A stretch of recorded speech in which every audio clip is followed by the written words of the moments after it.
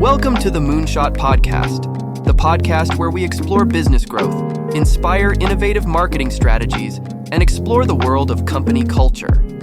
Now here are your hosts, serial entrepreneurs and best-selling authors, James Philip Arbuckle and Kane Carpenter. About 2 weeks ago, I get an email from somebody that I contacted probably over a year ago, 18 months ago, and never heard back. And they're like, hey, we remember you were really interested in this, XYZ boat. We'll call it a yacht. And wanted to see if you're still interested. And it was like a year and a half ago. 2 days later, they follow up. Next day, I've gotten 4 or 5 messages. All of a sudden, it's a priority for you, right? And obviously, I'm not going to respond, but I'm thinking this is a very expensive thing. And you had a good lead. And I'm just now getting a response like 12 months, 18 months later now. Maybe they're was stuck in spam. Maybe their contact form wasn't working. But I've had that happen many times in the last 6 months now where do you feel like maybe as sales slowed down, there's someone higher up kicking them all in the ass saying, hey, go generate some business? Or do you think it's something else? No, I think it's that. I think it's when money was just flowing everywhere. I think the tendency was to just take the quickest dollar that you could grab, and then if anything required work, you just put it to the side. And I think now that everybody's maybe struggling to bring sales in, it's like, okay, let's go look at all those leads that we touched or we didn't touch that could have been money that we, the maybe the harder dollar, so to speak. But my chances of doing business with any of those people ever again is so unlikely. Yeah. And that's my response I want to send back to them. Because it wasn't just that, Kane. It's something you needed done at the house. They wouldn't even get back to you. I was in the process of designing a vacation home, called 5 architects, no one called back. Like not even like an email saying go F yourself. And then now all of a sudden, hey, are you still interested? Like, no, I'm not interested. Yeah. It's like you didn't even have the common courtesy to tell me to piss off. And you think that this is the kind of person I want to spend the next 18 months with on a building project? It doesn't matter what it was, from construction services to cars to a boat to whatever. There were so many people that just didn't get back to you that now all of a sudden they're like, hey. And I'm like, no, we're not. No, hey. It's you piss off. And I found somebody else that was willing to take my money. Kane, how do you feel about having to beg people to take your money? But it seems like you do have to do that a lot. I'm not. Right. There's nothing I need that bad where I'm going to have to keep shaking you down. Someone will eventually give you a good customer service experience. And It's true. I've had, people call me back after hours on Saturdays, on Sundays, just people that do good business. I will never forget that. You keep servicing me well, and I'm a loyal customer. And, even I was shopping around for a better deal on banks. I don't know, 18 months ago. You remember that story. Mm-hmm. I'm calling banks, and they wouldn't, we're talking like this is a commercial account. This is not no small business shit. It was a large account. It was like 5 days later, and they would say stuff like, oh, I'm working from home, and I didn't get the voicemail.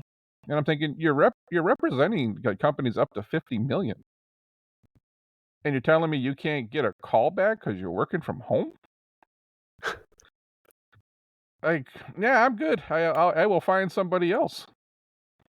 Like, this is not the banking experience I'm looking for. And, looking at the next 5 years, Kane, do you think this is going to get any better? Or are companies going to have to just suck it up, knowing that the customer experience is going to stay in the tank? It's gonna stay in the tech. So now that I think about it a little bit more, maybe it isn't just a function of being too busy with leads, and then now they're catching up to old leads. Maybe it is a quality thing around the level of talent that people had access to during that time of stimulus. And because I mean, I can think of an occasion recently where I was desperate to get in touch with uh with some people around like a conference that we're going to be at in 2024. Because I was so desperate, I pinged so many different people and called so many different people, and the original person that I tried to reach out to, who's like the point of contact on the website or whatever, didn't get back to me for, I don't know, call it a quarter, maybe a quarter and a half. Uh, and I hadn't got in touch with somebody else, of course, in the time since then. But there's that thing where it's like, is that a lack of organization to where two people internally at the same organization don't talk to each other about a lead? What took so long for that person to get back to me? So I don't know. It might actually be more than just demand. I guess in that case, you are gonna have to go beg them to take your money. So, like, I mean, because it's all right, there's no option, right? That there's only that one conference and you have to be there. Then you have to blow their phone up, and I found myself doing that about a month ago. I was trying to throw a party out in Chicago, and I wanted to rent, um, basically half of a restaurant, which they rent half or whole. It is pretty, very cut and dry. They got the stuff on the website, and I get a hold of the party planner on like a Friday, and she's like, "Yeah, it's available, and here's the pricing." I'm like, "Cool, let's do it." And then I don't hear anything back. Now, Kane, we're booking, travel, this and that. We're making plans, and this is a big party. So like Saturday, I'm like, hello. This goes on for like a week, and at that point, I already started shopping around somewhere else, and I was like, oh, maybe she went on vacation and you didn't put an out of office in. So I called the restaurant, and I'm like, look, man, I've been emailing for several days. I got no response. And they're like, oh, she's here. And I'm like, well, tell her to call me back. They pass the message on, nothing. I'm like, screw off. I'm taking my business somewhere else. And like 5 more days later, she finally emails to contract that. She's like, I'm assuming you still want this. I'm like, no, you assumed wrong. Wow. It's like, what is it, 7, 10 days later, you couldn't respond to a flipping email and a phone call. It's like, do you just not care? I was like, I've already booked another restaurant. It's all set up, and man, you're over it. It's people care so little, and this, we talk about these unharvested leads. Like, how much money is probably sitting in people's voicemail boxes and email boxes because they just don't want to do their job right now. Right. Right. If you're running operations somewhere, or if you're a sales manager, my guess is, and I think you're starting to see it happen. That's why I'm starting to get emails from a year ago. It's, man, get off your ass and do your job. It's how much money was probably lost to these companies in the last 24 months, Kane. Like, imagine what earnings could have looked like if people were really going after it. Yeah. Yeah. I guess that's dependent on the kind of business, though, right? Like if you're capped on capacity, then like you would chase the easy dollar. But I guess more importantly, though, it speaks to how important it is to have great systems in place. So if you don't have a great system, then this is what happens. I mean, there were supply chain issues, but the things that I think I was looking for, they were in stock. Yeah. Yeah. Like, Yeah. it just, Yeah. there was somebody that, there is a general sense that there's not everybody, but there's more people than there was, say, like 2019, that just don't really care or take their job seriously anymore. Yeah. And this is kind of the result of it. And man, I can't make, for our companies, it's, if someone contacts us, it's our process that you call them back within 1 hour. Right. And if we don't have a phone number, an email or whatever, you jump on that thing like a live grenade. And like, maybe not everyone has to be that way, but how do you run a company Like, what are your salespeople doing then? Well, the worst thing is if like you don't want the customer or the lead to feel like an afterthought, which is I think is your point with getting a contract 10 days later with an assumption that you still want it. It's that you feel like an afterthought. I and I know, look, Kane, I know the restaurant, right? I know they're not so busy booking parties that she had a backlog of it took 10 days to catch up. And you would call in and she's like, "She's here." That's just but I've had so many experiences like that it's just at a point where there's no excuse for it. Right. And I get wonder what is your sales team doing then? Making content for TikTok. I Funny enough, that's they're I know people that do that. They start their day at 9, they go to the gym at 11, stop and get lunch. They probably go from like 11 to 1, and then they finish their day at like 4, and then they're, "Oh man, I'm gonna start looking for a new job. Like I'm not gonna hit my quota." And then I make a name up here, and I'm like, "Well, look, Johnny, you work 9 to 11, 2 hours, and then you basically worked, if we're lucky, from like 1 to 4. So you're putting in maybe 25 hours a week, and in a role like sales where I think it's even hard. Sales to me is one of those things you basically got to go hard 45, 50 hours a week to really crush it, unless you're working for a strong brand. But you're basically doing half of the work it's necessary to survive in this role. And then you're gonna complain that it's your manager or the company or the product or the service. It's no, the problem is you're working 25 hours. And it's like, deer in headlights when you confront somebody about that. Right. And I realize, like, me as the customers on the other end, this is why I'm not getting a response back, because, Johnny went to the gym from 11 to 1 and didn't wake up till 8:59. It's, I have to imagine it's very tough to be a sales leader in this market, but I feel just based on, like, I'm getting phone calls from people that I called 6 months ago. Like, there's gotta be a slowdown where it's like, "Okay, now let's go back and contact people," and you already lost though, right? Yeah. Yeah. What would be your advice for sales process? You definitely want to put something in place right at the start. Just going back to that idea about not making you want the customer to feel like they really care about you right away. So I like the getting back to them as if it's a live grenade, first and foremost. There should be, like, I think some of the stuff we do, like, let's look at all leads that came in this week, and then you gotta trust the people that they're actually putting the leads in, and there's gotta be some kind of check down on that and say, we had 107 leads this week, what happened? Right. Email, and I think sometimes you gotta go audit. You need to jump into your CRM, Salesforce, whatever, and say, "Well, oh, wait a minute, like, we didn't 15 of these people you didn't email or call, why?"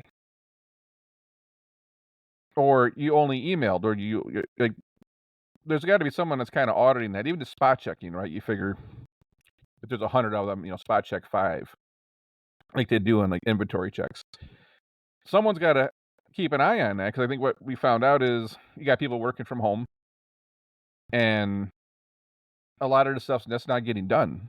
And, like, when I have large commercial banks calling me back and saying that for 5 days later, and they couldn't get back to me because they weren't checking their voicemail on their work phone, like, "Hey, that's crazy." Right. It's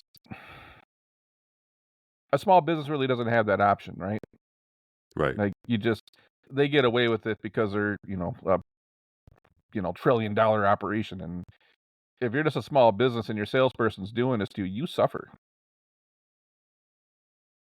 Like, how Yeah. many leads are sitting in email boxes right now that someone just didn't feel like going after? Man, it's I guess another thing I'll say too, then James, is the other thing that I think can bite people, especially salespeople, in the butt is that idea of making assumptions. So maybe you're an event, coordinator at a venue, and it's holiday party season or whatever, and you get 4 emails and 2 of them look like smaller firms, and then 2 of them have big brand names, and you can then go target the 2 big brand names. You kind of make an assumption that the 2 smaller firms maybe won't spend as much or can't afford as much, but actually in reality, like, one of those ones probably would have had the biggest budget. Like, not treating every lead as if it's gold, I think is a bad habit and something that I typically don't like to see. I mean, you've definitely seen that with salespeople over the years. It's, oh, they got American Online email address. I mean, what does that mean? Right, right. Does that mean they're old? Does that mean they don't have money? Like, I didn't realize Gmail was the Mercedes Benz of domain names, and it's you shouldn't make assumptions on that stuff. The thing that pisses me off, Kane, is the place I called. I have done parties here several times before. Oh my god. Like it's but it's back to the place contacting me about the boat. Like, this is an extremely large sale, and it's you couldn't get anyone to call you back, and I went to a different broker. Is what it came down to. Um, Customer service may be dead, but if your role is sales and you're not doing oh man, you really see the sales resumes and they can't last at a job for 12 months. Oh yeah. I'm sure you've seen your fair share of those. I start to understand why. Um, you're following, like, oh man, I'm getting irritated. I could sense that. Let's change the subject. Yeah, change the subject, but I'm curious to see what happens like next year. I think if things slow down, they're talking soft landing, but soft landing still means soft landing. It doesn't, we're not looking for like crazy, 4 or 5% growth. Soft landing is that things will slow a little bit. Right. What kind of pressure is that going to put on companies to, go push sales? And I think we're seeing it now. That's why we're starting to see the phone calls and the emails come back. Even architects, these are, well-educated, usually somewhat wealthy people. They weren't, responding back. Either some didn't respond back at all, or 3 or 4 or 5 weeks. And I'm thinking, like, what part of the customer service? I know you got my email. You just told me you did, and you obviously did because you're calling me. Like, you straight up saying it took you 3 weeks to return a phone call. Like, I have no desire to want to work on a project with somebody like that. I mean, it's really naive to think that demand isn't fleeting, right? Like, today I feel like having a Big Mac doesn't mean that tomorrow I'm going to feel like having a Big Mac. I may feel like having a Burger King, something, right? Like, that's how we have to look at demand. Your boat example is kind of lunacy because, one, it's the dead of winter now. Like, I don't know if you're still thinking about your boat. So just to assume that then demand is going to hold forever just because somebody's reached out to you one time is just does not work. I think the biggest takeaway here is what the last 2 years taught us is when the money comes easy, we start doing shitty business. Yes. And like, I don't need to follow up on that lead, or I don't need to do all these things because I have so many leads. And whatever's the easiest money, I'm gonna take the easiest money, and I am not going to cultivate or facilitate any new relationships outside of that, knowing that to stay in business in the long run, I'm gonna need a lot of loyal customers that want to keep coming back and buying from me. And I think that's where the mistake was made. It says we just took the easy money, and we just didn't do proper business. And the problem is a lot of salespeople, they'll do that, and then when the crap hits the fan, they'll just go somewhere else. And Right. then the business is sitting there saying, well, now the business is screwed because, they weren't following up with people. Like, I'll probably never work with that broker again. It's again, like, it's not a small sale. It wasn't a pontoon boat or something. And even then, pontoon boats can get crazy expensive. It's a very large sale, and it's like I'm not messing with you. Like, I found another guy that if I text him at 9 o'clock in the morning about something, like, he's responding back at 9:30. And guess what? That guy, until he screws up, if he ever does, like, that's my broker. Right. And man, I guess, business lesson. I think that next year will likely teach a lot of business lessons, I think. And we're already starting to see it in Q4 as I think people are a little bit nervous about sales. But, you made a lot of mistakes and you pissed a lot of people off. Now you're going to go spend money on marketing to just get new customers because you had the leads and you kind of pissed them away. So Yeah, right. anyways, if you're listening to this, another thing, like maybe your contact form's broken on your website. Maybe how many times I've tried to email someone that just bounced back. Mhm. His email address is on your website, or the contact form doesn't work. There's all these things. It's like, man, a weekly audit your contact forms, your email, your phone numbers on your website, and make sure the stuff works. Like, how much stuff have you missed out on? Quick story. I emailed somebody, no response. Fill out the contact form, no response, and I'm like, all right, I'm gonna call him, and I'm like, hey, I emailed you. I'm like, oh, we didn't get it. And I'm like, the email's on your website, and they're like, well, what email? And I read it, and like, oh, that's an old email address. And I'm like, well, is it possible that is your contact form going to that same email address? And they're like, oh my god. I was like, That's like and it scary. can't, and if I don't call, but I assume that, right? I've been down this road so many times where people don't take care of their tech, and or things are going into spam, or their contact form is broken, and a lot of times you'll call and then it goes into a generic voicemail box, and it's like no one's probably checking that thing, right? Um, Man, you got to make it easy for the customer to get a hold of you, Yeah. and then when they get a hold of you, you got to get back to them. And my advice, anyways, audit all your tech. Make sure you get an answering service, right? If you don't have someone answering, they can't always answer the phone. Dump sales calls to an answering service. But man, we spent all this time and money marketing, SEO, advertising to get the leads to just squander them. And that's got to be the biggest waste, right? Mhm. Yep.